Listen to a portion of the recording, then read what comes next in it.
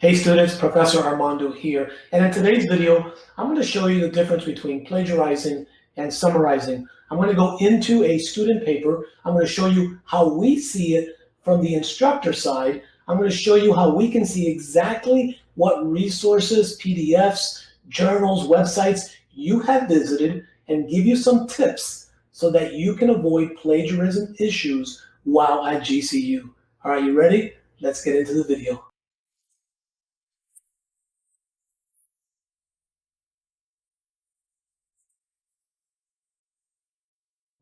Okay, students, so once you submit an assignment through the assignment portal, what's going to happen is that obviously the assignment will be uploaded into the system, and then your instructor is going to go ahead and go into the grading section of the gradebook. And what they are going to see is this up here called the Similarity Index, which is going to give them a percentage based on the score that you received. Now, again, as a general rule, GCU likes a 20% or lower. Some instructors may actually bring that line down.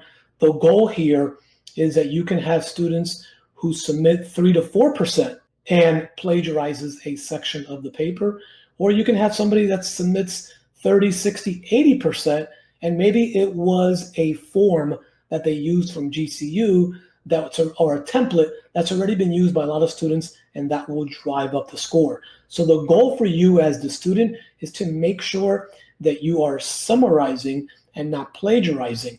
So what I'm going to do now is I'm going to go ahead and click over to the View Details section so I can show you inside of the citation report what we see and how you can avoid plagiarism. Okay, now you can see that we are now on the LopesWrite system.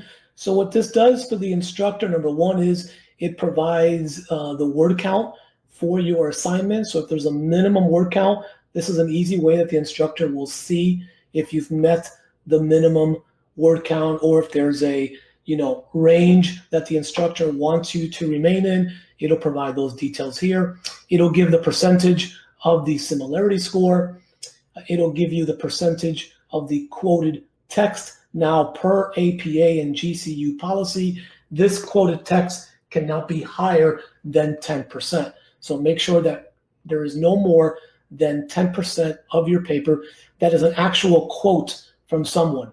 So just putting parentheses on a section does not make it a legitimate quote. It's something that somebody actually said that would be considered a quote. Then they're going to give them some red flags or some things to look at with regards to 2 citation items, 17 grammar items, and then of course there's been no feedback. In addition, for the student, it's going to provide them the opportunity to look at maybe grammar issues that may come up here. If it gets flagged, and then the instructor can either take a look at it, has an opportunity to drop down this here, and it'll give them a suggested based on APA or the LopesWrite system. My main concern, though, of today's video is to kind of go down and pick a section here where we see this. We see an entire underlined area that becomes highlighted in blue once the instructor hovers over that area. And if you can see these little yellow dots, it brings it out over to the right. And what it does here is that it points out that this content was taken from a web source, and there is the website information. And when you click on this here, it'll basically talk about that it came from this website with regards to this PDF. Now, if you notice over here, this student had put I can basically tell this is a copy and paste from this web content.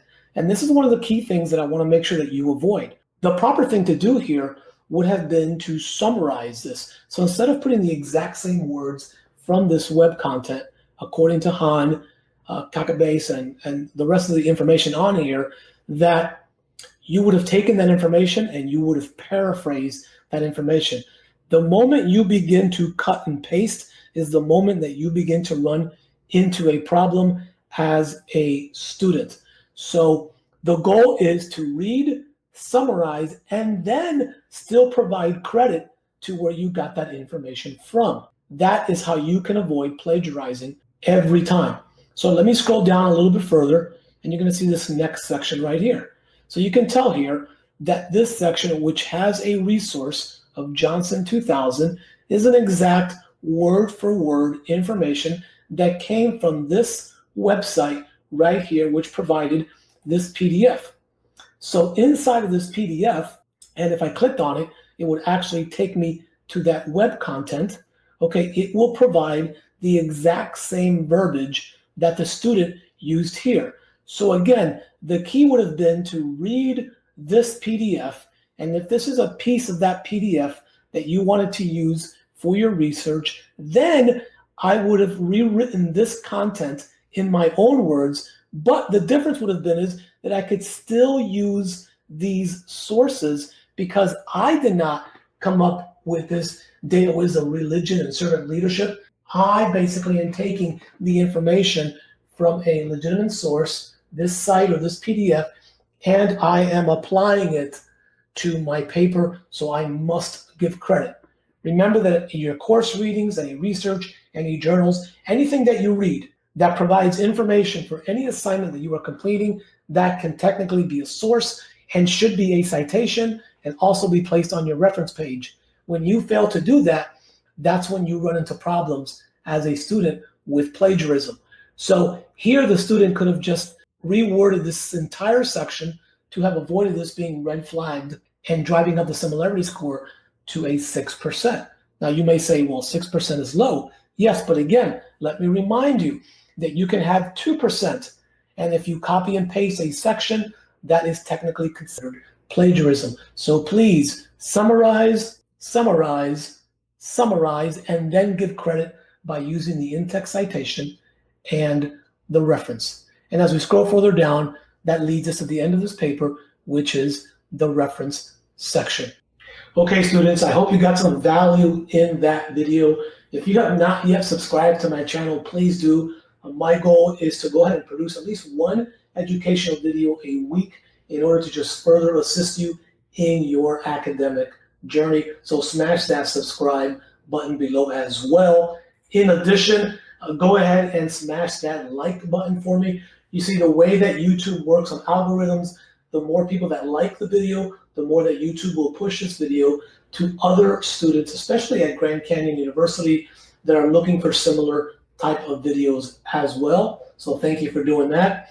Also, check out the description below in the video. There'll be some additional resources there for you. So definitely take a look at that. And that will also include the opportunity to join our Telegram group. And what Telegram is a free app.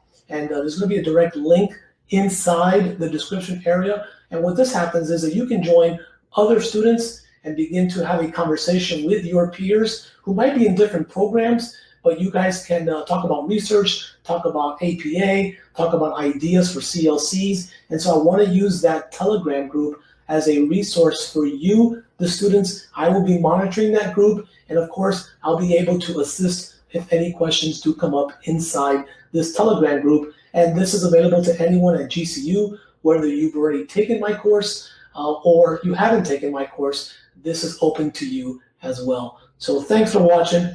Have a blessed day, and I'll see you on the next video.